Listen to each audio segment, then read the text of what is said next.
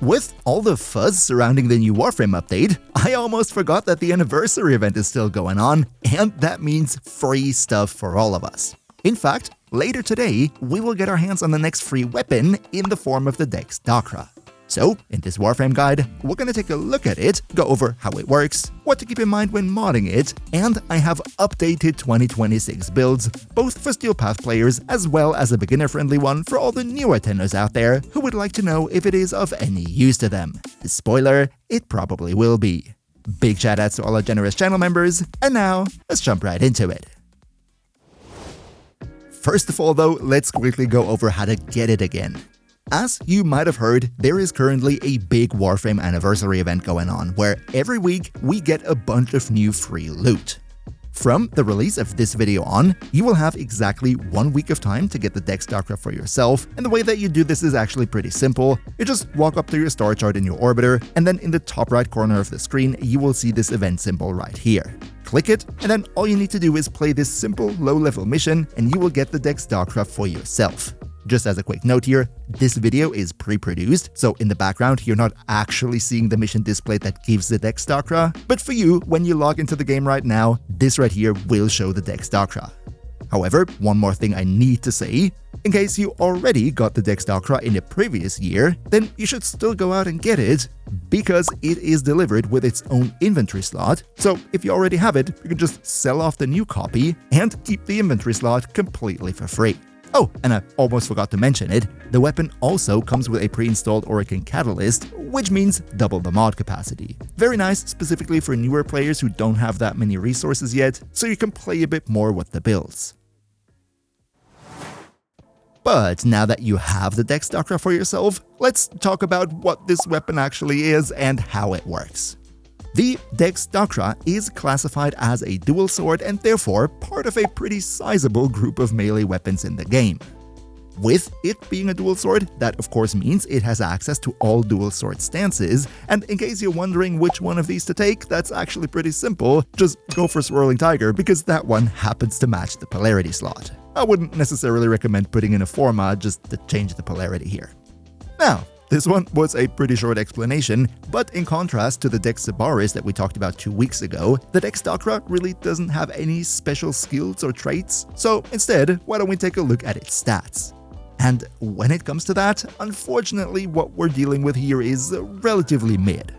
We have below average crit performance with 16% chance and a 2x multiplier, not terrible, but also not great.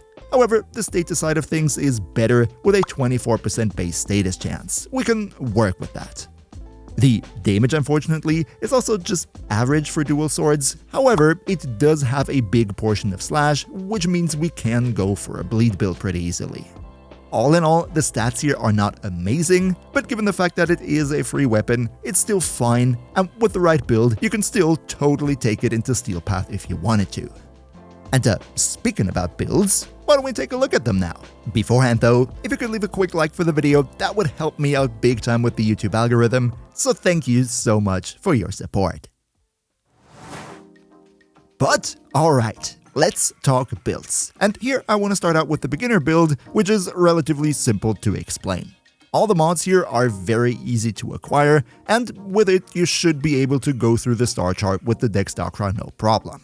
We get base damage from Pressure Point, Fury increases our attack speed, and then we do go for a little bit of crit chance crit damage with True Steel and Organ Shatter, because while the crit stats are not great, they're also not so terrible that you want to ignore them altogether. One thing that I do want to say though is that True Steel is really not all that strong on a light attack combo build, which is usually what we're going for with the Dex Dakra. So as a newer player, I would recommend as soon as you get your hands on Blood Rush right here, which increases your crit chance with the combo counter and will give you much more crit than just True Steel here. Once you get that, definitely swap the two out and you will see a massive increase in performance. By the way, you get this I think from Deimos bounties if I'm not mistaken. Rest of the build though, pretty self-explanatory. This one right here is a Grineer focused build, so I go for corrosive damage with Shocking Touch and Fever Strike, also a Grineer faction damage mod, and the Gladiator Might to fill up the last slot, but this one is kinda sorta flexible. That would be it for the beginner build. However, let's now talk about the Steel Path versions, and the first build that I want to talk about here has to do with Melee Duplicate. This one is actually a pretty darn good fit on the Dex Dakra. Reason for that is that if we go with Blood Rush as well as Galvanized Steel, then once we have a 12x combo multiplier, we have almost exactly 100% crit chance, which means that all our yellow crits that we're gonna get are gonna be counted twice and deal a lot more damage. The whole premise of this build is kinda sorta the same as with the cheap one. It's a light attack combo build where we go for attack speed with Berserker Fury, Condition Overload and Prime Pressure Point for a lot of base damage. If you wanted to though, then you could swap one of those two out for something else. And also, if you have attack speed with an Arcane on your Warframe for example, then this one is of course also flexible. However, also here, this is a slash damage over time build, so we go for Weeping Wounds for a lot of status chance, a faction damage mod together with an elementalist mod to really enhance that bleed damage. It's definitely nothing crazy, especially given the fact that the follow-through is only 50%, so it's really hurting you if you hit a group of enemies. But hey, as we said, the Dex Dakra does not reinvent the wheel, and this is, one of the more solid builds that you can get out of it. Almost as solid as the next build on our list, this right here would be the absolutely most boring standard version of building it, the Obligatory Melee Influence build. I'm not gonna explain all too much here, right? We have melee influence, we put electricity on the weapon, we encounter a group of enemies and the enemies are gonna melt away. It's melee influence, it does work on the Dex Dakra, but I should say, if you want to play this type of build, I can think of a gazillion other melee weapons that would do that better. No need to invest Forma into the weapon for this type of build or anything. So far, these two builds are pretty much exactly the same that I showcased last year on the Dex Dakra as well. However, I told you that we have an updated 2026 build, and that is exactly what I'm going to show you next. This one right here, incorporating the brand new Tennokai mod, Truth's Flame. Now, I'm not going to go all too deep into what this mod here does because I have a dedicated guide on that mod alone, but to put it very short, what Truth's Flame does is it makes that every single melee attack becomes a Tennokai attack, which means, yes, you're always gonna heavy attack without losing any combo multiplier.